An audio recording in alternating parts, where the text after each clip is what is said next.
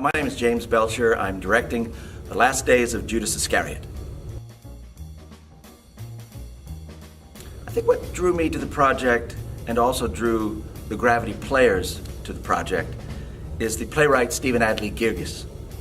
We've done a project of his, a play of his before, and I think we are really strong admirers of his technique, his talent to be able to bring human characters with contemporary speech, also the ability to sort of balance an extremely comic situation with an extremely serious situation. And we're all, I know everyone in the company, as far as the four of us, the founders of that, we're really drawn to his material.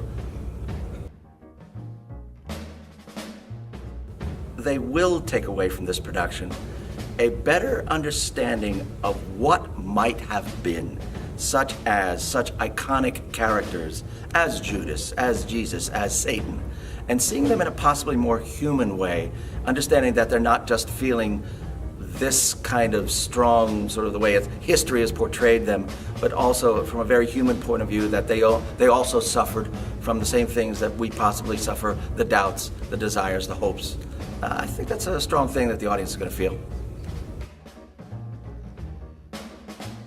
The way the play is written, there is a combination of almost slapstick comedy going on, and then also the serious nature of many of the scenes. So there's a balance for me to make sure that whether there's the verbal comedy, some physical comedy, but the piece overall contains so much comedy that it's sort of, how do we celebrate the comedy of life? How do we tell the story of Jesus?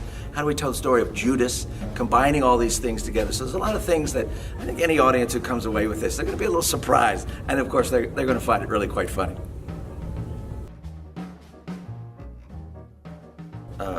Being able to see these figures as human, I think that the audience identifies more and feels they can understand even the struggles, what it might have been, when you read the Bible and you read the stories, they can come across as possibly sometimes a bit dry. I think that when seeing something like this, and certainly with younger audiences connecting with the kind of material and the way the dialogue is, I feel like that they might have a more personal contact with that kind of material, and I'm all for that.